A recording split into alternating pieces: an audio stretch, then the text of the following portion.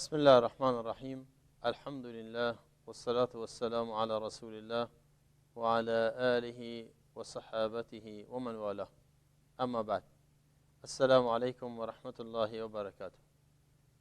خدمت یکایی که عزیزان و دوستان عرض ادب دارم و با برنامه سوم از سلسله برنامه‌های تفسیر نور در خدمتتون هستم. در آخرین درس در مورد تعریف قرآن کریم و شناخت آن سخن گفتیم. دانستیم که قرآن سخن دلنشین پروردگار جهانیان است با انسانها. قرآن راهنمود و دستور زندگی است برای راه و رسم چگونه زیستن. قرآن ذکر آرام بخش است برای روانهایی که آن را باور دارند و قرآن معجزه همیشه جاوید است تا بشریت را از تاریکی ها به نور راهنمایی کند. بالاخره قرآن کتابی است که در آن حکایت و داستان واقعی انسان ها در طول تاریخ نهفته شده، همچنان که اخبار و راهنمودهای آینده انسان ها نیز در آن یافته می شود. بار دیگر به سراغ قرآن می رویم و مطالب درس امروز را با حول و قوه الهی چنین آغاز می کنیم. بسم الله الرحمن الرحیم. الحمد لله رب العالمین، الرحمن الرحیم، مالک یوم الدین، إياك نعبد وإياك نستعين، اهدنا الصراط المستقيم، صراط الذين أنعمت عليهم غير المغضوب عليهم ولا الضالين.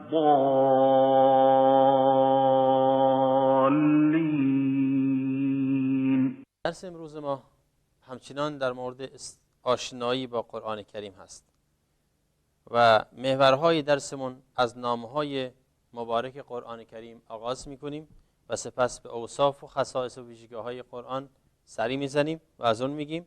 همچنان که آیات و روایات، آیاتی از قرآن کریم، روایاتی از رسول اکرم صلی الله علیه و سلم و سخنانی از بزرگان دین در این زمینه ارائه میدیم. در مورد نامهای مبارک قرآن کریم، در قرآن کریم بارها اشاره شده به این نامهای میمون و مبارک. از جمله قرآن، خود قرآن هست که در آیه 9 سوره اسراء اینچنین میخوانیم: ان هذا القرآن یهدی للتی هی اقوم و یبشر المؤمنین الذین یعملون الصالحات ان لهم اجرا کبیرا. به راستی این قرآن، پس این کتاب منزل که کلام الله است، را قرآن نامیده. خود قرآن لفظ و اسم قرآن بهش داده. همچنان که در آیه 10 از سوره انبیاء میخوانیم که لقد انزلنا الیکم کتابا فیه ذکرکم افلا تعقلون. ما به راستی به سوی شما نازل کردیم کتابی را، پس قرآن را کتاب معرفی کرده. همچنان که در ابتدای سوره بقره میخوانیم ذلک الکتاب. پس بنابراین نام دیگر قرآن کریم کتاب است.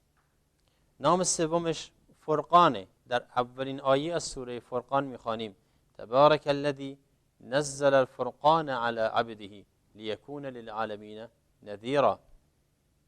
پس فرقان که بنده‌اش یعنی رسولش و پیام آورش نازل شده برای اینکه بیم دهنده‌ای برای جهانیان باشه، یکی از نامهای مبارک قرآن کریم هست. همچنین الذکر، انا نحن نزلنا الذکر و انا له لحافظون. در آیه 9 از سوره حجر، به راستی که همانا ما نازل کردیم ذکر را و ما حافظ و نگهبان آنیم. و ذکر هم یکی از نامهای دیگر قرآن کریم حساب میاد. تنزیل یکی دیگر از نامهای مبارک قرآن کریم هست و انه لتنزیل رب العالمین. و به راستی که این یعنی کتاب منزل و این کتاب و این وحی که بر پیامبر نازل میشه، در سوره شعراء میخوانیم لتنزیل، البته منزل شده است، تنزیلی است از جانب پروردگار جهانیان. این 5 اسم‌هایی است که در قرآن کریم در مورد خود قرآن به کار برده شده. غیر از قرآن، الکتاب، الفرقان، الذکر و تنزیل نام‌های دیگر قرآنه. ولی جالب توجه اینجاست که 2 نام بیشتر در قرآن برای خود قرآن به کار برده شده، یکی القرآن و دیگری الکتاب. سر آن هم در اینه که القرآن از قرائت گرفته شده، به معنای اینکه زیاد تلاوت می شود، زیاد قرائت میشه، زیاد خونده میشه. و همچنین الکتاب به معنای نوشته شده، مکتوب. و به همین خاطر است که قرآن بین قرآن و کتابتش نهایت و اوج تکفل حفظ و عنایت است. وقتی یک چیزی، یک مقوله‌ای، یک حرفی، یک سخنی هم حفظ شده باشه و هم نوشته شده باشه، در اوج صیانت از تحریف و انحرافه. و به همین خاطر قرآن کلام منزلی که خوانده میشه از بدو آغاز نزول تا به امروز، ثانیه به ثانیه، دقیقه به دقیقه، ساعت به ساعت نزد مؤمنان و مسلمانان و مؤمنات به اون تلاوت میشه به کثرت و شبانه روز خونده میشه، یکی از سر بقای جاویدان قرآن کریم هست. و همچنین کتابتش چه در لوح محفوظ نزد خداوند عزوجل، چه در نزد بندگان خدا در روی زمین. میدانید که ما در تاریخ نزول قرآن صحابه های جلیل و قدر، شاگردان مکتب رسول الله صلی الله علیه و سلم داشتیم که آنچنان که آیات نازل میشد به دستور و امر رسول الله صلی الله علیه و سلم قرآن را می نوشتند و به عنوان کتاب وحی یا نویسندگان وحی معروف بودند و اینها را جمع آوری کرده بودند که انشاءالله در درس آینده بهش اشاره خواهیم کرد. از اوصاف قرآن کریم بگیم. وصفهایی هم برای قرآن علاوه بر نامها، اسمهایی هم، وصفهایی هم آمده. قرآن کریم متصف است به این که نوره. در آیه از سوره نساء میخوانیم یا ایها الناس قد جاءکم برهان من ربکم و انزلنا الیکم نورا مبینا. ای مردم، به سوی شما آمده از جانب پروردگارتان برهانی که از برهان نازل شده و انزلنا الیکم نورا و ما نازل کردیم به سوی شما نوری بسیار آشکار که همان مرادش قرآن کریم هست. پس بنابراین قرآن نور هست، متصف به این که این است که نوره. همچنین در سوره دیگر، در سوره یونس آیه 57 به چند صفت پشت سر هم در یک آیه معرفی شده. یا ایها الناس قد جاءتکم موعظة من ربکم و شفاء لما فی الصدور و هدى و رحمة للمؤمنین. ای مردم، موعظه‌ای به سوی شما آمده از جانب خداوند، از جانب پروردگارتان، که شفا بخش است برای بیماری های روانی، اونچه در قلب هاست، و هدایتگر است و رحمت است برای مؤمنین. پس در این آیه 4 صفت دیگه براش میاد: موعظه، شفا، هدا و رحمت. کتاب الله کتاب الله کتاب الله. میخوانیم و هذا کتاب انزلناه مبارک. این کتابی است که ما اون را مبارک نازلش کردیم، یعنی با برکت، پر خیر است.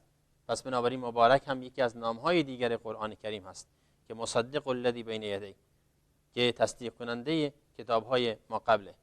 همچنین در آیه دیگه از سوره مائده میخوانیم یا اهل الكتاب قد جاءكم رسولنا يبين لكم كثيرا مما كنتم تخفون من الكتاب ويعفو عن كثير قد جاءكم من الله نور وكتاب مبين. پس مبین هم یکی از صفات قرآن کریم هست. در آیه دیگه آمده است به لفظ اینکه عزیز هست. در سوره بقره میخوانیم قد قل من كان عدوا لجبريل فإنه نزله على قلبك بإذن الله مصدقا لما بين يديه وهدى وبشرى للمؤمنين. علاوه بر این که مصدق و هدایتگر یعنی هدا هست، بشرا للمؤمنین هست، مژده است برای مؤمنان، برای کسانی که راه حقیقت را بپذیرند و انتخاب بکنند. همچنین قرآن کریم عزیز هست، یعنی معزز، مکرم، گرامی است نزد خداوند و بندگان مؤمنش. ان الذين كفروا بالذکر لما جاءهم و انه لکتاب عزیز. به راستی کسانی که کفر ورزیدند به ذکر یعنی به قرآن هنگامی که برای آنها نازل شد به سویشون اومد، در حالی که اون کتابی است عزیز، یعنی معزز، مکرم. خداوند اونو دوست داره چون کلامشه و بندگان مؤمن هم اونو دوست دارن، چون کلام پروردگارشونه و اونو دوست دارن.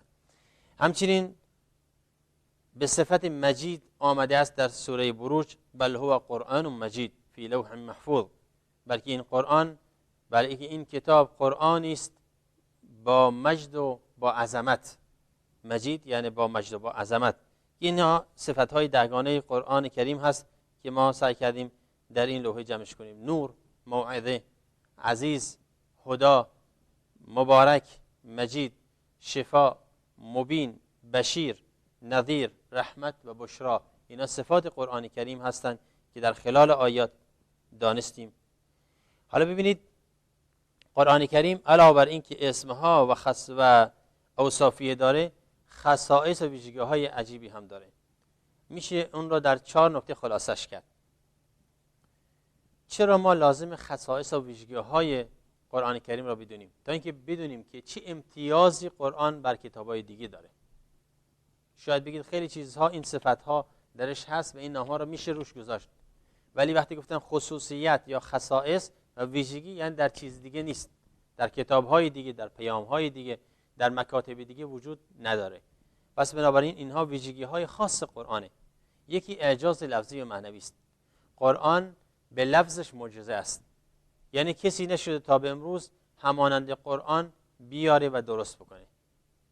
و همچنین معنویتش اعجاز معنوی داره. هرچی علما و دانشمندان بیشتر در اون غور و تفکر میکنن و تدبر میکنن، معانی جدید و تازه‌ای از اون کشف میکنن و درک میکنن و این جزء اعجازهای بلاغی و معنوی قرآن هست. لفظی است و همچنین اعجازهای معنوی آن که میشه گفت قرآن کریم وقتی که خونده میشه روانها آرام میگیرد، بیماریها شفا پیدا میکنه و انسانهای گمراه به هدایت راهنمایی میشن. اینها اعجازهای معنوی قرآن هست که در خیلی از کتابها و نوشته‌ها نیست و نخواهد بود. خصوصیت یا خصائص دیگر قرآن کریم در سهولت عبارتشه. هر انسانی با هر زبانی، با هر ملیتی میتونه قرآن را یاد بگیره و بخونه. و ما امروز اگر که دقت کرده باشید به دقیق، یعنی میشه گفت که طبق آمار پرتیراژترین کتاب‌های دنیا قرآن کریم هست و پرخواننده ترین کتاب‌های دنیا قرآن کریم هست و بیشترین کتابی که مورد عنایت ترجمه و تفسیر قرار گرفته و توضیح قرار گرفته قرآن کریم هست. چرا؟ چون مسلمان‌هایی در دنیا وجود دارند که این کتاب را دوست دارند و خداوند براشون آسون کرده که ممکنه حتی یک لفظ و عبارت عربی هم بلد نباشند، اما میتونن قرآن را خوب بخونن. ولقد یسرنا القرآن للذکر فهل من مدکر. در سوره القمر میخوانیم که خداوند میفرماید ما قرآن را آسان کردیم برای تذکر. و تذکر وقتی انسان نخونه که نمیتونه تذکر بگیره، بخونه و بفهمه و سپس از اون عبرت بگیره و درس بگیرد. اینجاست که خداوند آسانش کرده واسه خوندن. اگر کسی همت کنه قرآن را باز کنه، بیشینه پیش استاد، میتونه راحت تر از هر کتابی و آسان تر از هر کتابی یاد بگیره. از خصوصیت سومش اینه که قرآن کریم پر خیر و پر برکته، هم لفظش هم معناش. خیر و برکت لفظی و معنوی قرآن عجیبه. به همین خاطر شما وقتی قرآن را میخونید حتی اگر معناش هم نفهمید، خدا واسهتون اجر مینویسه، پاداش مینویسه و ثواب دارید. همچنان که خداوند عزوجل با برکت این قرآن پلیدی ها و شر و فتنه ها را از خانه‌های شما، از نفس شما، از بچه‌های شما، از مال و املاک شما دور میکنه و شما را مسئول می‌داره با خیر و برکتی که در این قرآن هست. این هم برکت معنوی قرآنه. و همچنین ویژگی چهارم هدایتگری و روشنگری قرآنه. قرآن کتابی است که به صراحت با همه انسان‌ها سخن میگه، با هیچ کس سازشکاری و رو درواسی نداره. انسان‌هایی که گناه کردن بهشون میگه به این صورت این کار گناست، تحت هیچ شرایطی هم این گناه به ثواب و خوبی مبدل نمیشه. یا هر کس ثواب کرده، کار خوبی انجام داده، بهش میگه ثواب هم واسه اون ثواب و اجر نوشته میشه و این رو بدونید که مژده داشته باشید، واسه اون پسنداز داره میشه. پس بنابراین قرآن هدایتگر است و روشنگر واسه انسان‌ها. كتاب الله كتاب الله كتاب الله. سر آیاتی از قرآن کریم که در مورد تلاوت قرآن کریم هست. البته این آیاتی که من بعضی از اونها را خوندم میتونیم مرور کنیم. قل لئن اجتمعت الانس والجن على ان یأتوا بمثل هذا القرآن لا یأتون بمثله ولو كان بعضهم لبعض ظهیرا. این آیه به خصوص اینه که اعجاز قرآن کریم، عظمت قرآن کریم و اینکه معجزه هست در لفظش و معناش که اگر تمام انس و جن با هم جمع بشن نمیتونن مثل این قرآن را دوباره بیارن. و همچنین درباره سهولت لفظش به این آیه اشاره کردیم. ولقد یسرنا القرآن للذکر فهل من مدکر. ما آسانش کردیم این قرآن را، آیا کسانی هستند که از اون عبرت بگیرند؟ یا این آیه کریمی که قبلا هم گذشت ان هذا القرآن یهدی للتی هی اقوم، که این قرآن هدایتگر است به سوی بهترین راه و بشارت دهنده است برای مؤمنینی که عمل صالح انجام میدن. بریم سر آیاتی که در فضیلت تلاوت قرآن کریم در قرآن اومده. این آیات زیاده ولی من به دو آیه بیشتر اشاره نمی کنم. یک آیه 29 و 30 از سوره مبارکه فاطر است که خداوند عزوجل میفرماید ان الذين يتلون كتاب الله واقاموا الصلاه وانفقوا مما رزقناهم سرا وعلانيه يرجون تجاره لن تبور ليوفيهم اجورهم ويزيدهم من فضله انه غفور شکور. به راستی کسانی که تلاوت میکنند قرآن را، میخوانند قرآن را، کتاب الله و نماز را به پا میدارند و از آن چه روزیشون کردیم به طور پنهانی یا آشکارا انفاق میکنند، بذل و بخشش میکنند، اینا در پی تجارتی هستند که در آن خسارت نیست. یرجون تجارتا لن تبور، تجارتی که کساد نداره. خب به امید چی؟ لیوفیهم اجورهم و یزیدهم من فضله، تا اینکه خداوند اجر و پاداششون رو زیادی بده، یعنی به کامل بده، به تمام بده و از فضل و منت خودش و کرانه رحمتش به اونها عطا بکنه ثواب آخرت رو، که خداوند آمرزگار شکرپذیر است. غفور شکور یعنی خداوند اگر انسان گناهان مرتکب شده باشه اجر تلاوت و اجر صدقه و اجر نماز و زکات میتونه جبران اون گناهان باشه که خداوند آمرزگار هست. یعنی میشه به این کارهای نیک اون گناهان را پاک کرد و از بین برد و خداوند شکرپذیر است. اگه کاری نیک انجام دادیم این رو میپذیره و قبولش میکنه. و همچنین در آیه 29 سوره صاد میخوانیم کتاب انزلناه الیک مبارک لیدبروا آیاته ولیتذکر اولو الالباب. ما که این کتابی است که نازل کردیم اون را به سوی تو ای پیامبر به شکلی که به صفتی که مبارک است. کتابی است مبارک و میمون یعنی پربرکت، پرخیر. برای چه؟ لیدبروا آیاته، تا اینکه تدبر کنند، بیاندیشند، غور بکنند، تفکر بکنند در آیات اون. ولیتذکر اولو الالباب و موعظه بگیرند، پند بگیرند عقلا و دانشمندان، یعنی کسانی که در قرآن غور و تفکر میکنند میتونن از اون عبرت بگیرند. میریم سر روایاتی که در فضیلت تلاوت قرآن کریم آمده است. ما روایات متعددی از رسول اکرم صلی الله علیه و سلم داریم که مسلمان ها را تشویق میکنه به تلاوت قرآن. من جمله حدیثی است که امام بخاری، محمد ابن اسماعیل بخاری رحمت الله علیه در جامع صحیحش نقل میکند به سندش از عثمان بن عفان رضی الله تعالی عنه که یکی از عشره مبشره و صحابه جلیل القدر خلفای راشدین هست. ایشون هم از پیامبر صلی الله علیه و سلم که فرمودند خیرکم من تعلم القرآن و علمه، بهترین شما، بهترین امت، بهترین مؤمنان و مسلمانان کسی است که قرآن را بیاموزه و به دیگران بیاموزانه. کتاب الله کتاب الله کتاب الله.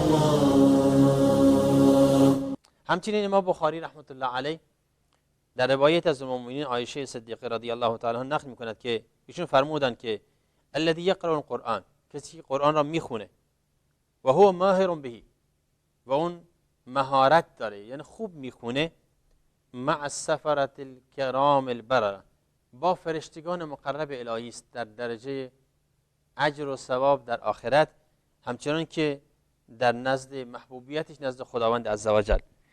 والذی یقرأ القرآن و هو یتتعتع فیه و هو علیه شاق له اجران. کسی قرآن میخونه و برش سخته و درش لکنت داره و نمیتونه حقش رو ادا بکنه، باز همچون قرآن را دوست داره و سعی میکنه بخونه و بیاموزه، باز هم دو اجر داره، یک اجر تلاوت و یک اجر مشقتی که در این راستا داره تحمل میکنه. امام ابو داود سجستانی، سلیمان ابن اشعث رضی الله تعالی عنه، از روات حدیث هست و از محدثین مشهور ایران زمین. ایشون میفرماید و همچنین ابو عیسی ترمذی و ابو علی نسائی از عبدالله ابن عمرو بن العاص رضی الله تعالی عنه، صحابی جلیل القدر، که ایشون فرمود که رسول خدا صلی الله علیه و سلم فرمودند، روایت رسول خداست ولی به سند ما نقل میکنیم، ایشون فرمودند یقال لصاحب القرآن اقرأ ورق ورتل کما كنت ترتل فی الدنیا. روز قیامت به صاحب قرآن، به حافظ قرآن، به قاری قرآن گفته میشه که صاحب قرآن کسی که همنشین قرآنه، کسی قرآن رو میخونه، کسی قرآن رو حفظ میکنه، همه اینها شاملش میشه. به روز قیامت بهش گفته میشه که قرآن بخون و ارقا یعنی بالا برو، ورتل کما كنت ترتل فی الدنیا، قرآن را مرتل و آنچنان که بر حسب احکام تجوید هست مرتل بخون، ترتیل شده، آنچنان که در دنیا میخوندی. چرا؟ فإن منزلتک عند آخر آیه تقرأها. یعنی چی؟ درجه تو در بهشت به آخرین آیه است که میخونی. یعنی هرچی قرآن بهتر بخون، هرچی بیشتر قرآن بخونه، درجات بهشت هم بیشتر نصیب میشه. و بعضی ها اینجا یک لفظه خیلی جالبی است، ظریفه، نکته خیلی ظریف و جالبی است. میگویند درجات بهشت درجات داره، 6666 درجه به اندازه آیات قرآن کریم. هرچی انسان قرآن را کاملتر، بهتر و جامعتر و دقیقتر بخونه، به همون اندازه درجات بهشت را بیشتر طی میکنه و به فردوس اعلی نزدیک میشه. میدونید که فردوس اعلی بالای بهشت و وسط بهشت و بهترین مکان بهشت است. در روایت دیگر آمده است که رسول خدا صلی الله علیه و سلم فرمود، این روایت را ابو عیسی ترمذی از عبدالله بن مسعود رضی الله تعالی عنه، قاری مشهور قرآن که حتی پیامبر دوست داشت از زبان اون قرآن رو بشنود، ابن ام عبد مشهور بود، اینطور قرآن زیبا و جالب و دلنشین میخوند که پیامبر بارها بهش گفت قرآن بخون تا من گوش کنم. این روایت از عبدالله بن مسعود رضی الله تعالی صحابی جلیل القدر هست که پیامبر صلی الله علیه و سلم فرمودند من قرأ حرفا من کتاب الله فله بها حسنه. کسی که یه حرف از قرآن بخونه به اندازه با یک حرف 10 اجر میگیرد. سپس تفسیرش کرد، فرمود که من نمیگم الف لام میم یک حرفه، ولی الف یک حرف، میم لام یک حرف و میم یک حرفه. یعنی در یک الف لام میم گفتن 30 اجر واسه انسان نوشته میشه و این رو نباید دست کم گرفت. و روایاتی از این جمله زیاد داریم که پیامبر اکرم صلی الله علیه و سلم مسلمان ها رو تشویق میکنه به تلاوت قرآن. و میدونید قرآن باب خیره هاست، ابواب خیر را به سوی انسان باز میکنه. هر کس میخواد راه سعادت را طی کنه باید حتما با قرآن انس بگیره، از راه تلاوتش و سپس تدبرش و سپس عمل به آن. کتاب الله کتاب الله کتاب الله. سخنانی از ائمه و بزرگواران دین در مورد قرآن کریم. امام مسلم رحمت الله علیه، مسلم نیشابوری رحمت الله علیه، مسلم ابن حجاج نیشابوری از عمر بن خطاب رضی الله تعالی عنه نقل می‌فرمایند که ایشون فرمودند که ان الله یرفع بهذا الكتاب اقوام و یضع آخرین. حضرت عمر بن خطاب فرمودند که خداوند با این کتاب افرادی را رفعت شأن میده، یعنی اوج و عزت میده، کرامت میبخشه، و ملتی را و افرادی را چیکار میکنه؟ خوار و ذلیل میکنه. اونهایی که قرآن را دوست دارن، قرآن را میخونن، با قرآن انس دارن، با قرآن همنشین هستن، عزت پیدا میکنن. و اونهایی که قرآن را دوست ندارن، اونهایی که قرآن را پشت سر گذاشتن، اونها خداوند خوار و ذلیلشون میکنه. در دنیا دلشون مرده است، قلبشون تاریکه، و در آخرت هم قرآن اونها را از نور خودش بی بهره میکنه. از امیر المؤمنین علی ابن ابی طالب رضی الله تعالی عنه نقل شده است که فرمودند قرآن کتابی است کتاب پروردگار است میان شما که بیان کننده حلال و حرامه، واجب و مستحب است، ناسخ و منسوخه، مباح و ممنوع است، خاص و عامه، پندها و مثل هاست، مطلق و مقید و محکم و متشابه است. و سپس فرمود قرآن را بیاموزید. این در روایت دیگه است که ایشان نیز فرمودند قرآن را بیاموزید که بهترین گفتار است و آن را نیک بفهمید که بهار دل هاست. از نور قرآن شفا و بهبودی بخواهید که شفای دلهای بیمار است. قرآن را نیک تلاوت و بدان عمل کنید که سودمندترین داستان هاست. و عالمی که به غیر علم خود عمل کند همانند جاهلی سرگردان. عجیبه، بسیارند قرآن را میشناسند ولی راه به سوی قرآن نمیبرند. پس بنابراین باید به اقوال ائمه بزرگوارمان گوش کرد و از آنها قرآن را آموخت. از عبدالله بن مسعود، این صحابی جلیل القدر که هم چند لحظه پیش صحبتش کردیم، نقل شده است که ایشون فرمود قرآن را بیاموزید و آن را بخوانید تا بدان پاداش بگیرید، ثواب بیندوزید. فرمودند قرآن را خشک و بیرو و سریع و تند و بی توجه نخوانید، با تأنی بخونید قرآن را و در عجایب آن بیندیشید. قلبهای خودتون را با خشیت و ترس الهی به حرکت درآورید و قصدتان از تلاوت پایان رسوندن سوره نباشه. این فرموده این صحابی جلیل القدره. از یکی از مفسرین قرآن که از عهد تابعین هست به نام قتاده، تابعی جلیل القدر و بزرگواری است که مفسر قرآن هم هست و اقوالش ما در تفسیر میاریم ان شاء الله. ازشون نقل شده که فرمود دلهایتان و خانه‌هایتان را با قرآن آباد کنید. دلهای انسان احتیاج به تقویت داره، خانه‌های انسان احتیاج به نور معنویت داره، اون را باید با قرآن روشنش کرد. لقد انزلنا إليكم كتابا فيه ذكركم أفلا تعقلون.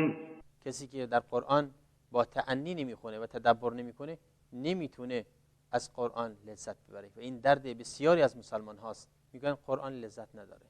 بله، قرآن را باید خوب خوند، باید شیرین خوند، دلنشین خوند و در آن تدبر کرد و معانیش رو فهمید تا اینکه بتونیم واسه خودمون گوارا و لذت بخش جلوه بدیم.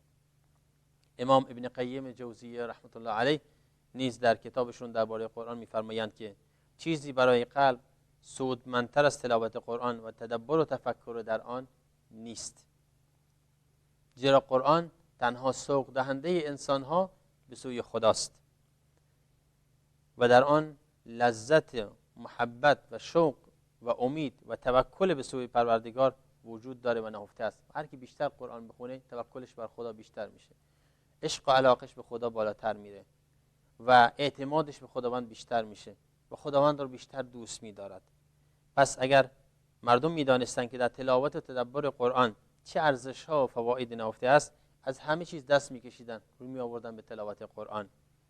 منظورش اینه که نه از دنیا بلکه از هر چیزی که دنبالش برای تسلی خاطر و برای سرگرمی و برای تفریح ممکنه باشد، انسان‌ها دست می‌کشیدن و رو می‌آوردن وقت فراغتشون، وقت سرگرمیشون، وقت استراحتشون رو می‌گذاشتن واسه قرآن تا با قرآن خودشون رو تقویت کنند. امیدواریم که قرآن بهار دلهای همه شما مؤمنان و مسلمانان باشه. خدا یار و نگهدارتون تا برنامه و دیدار دیگر. السلام علیکم و رحمت الله و برکاته. كتاب الله كتاب الله كتاب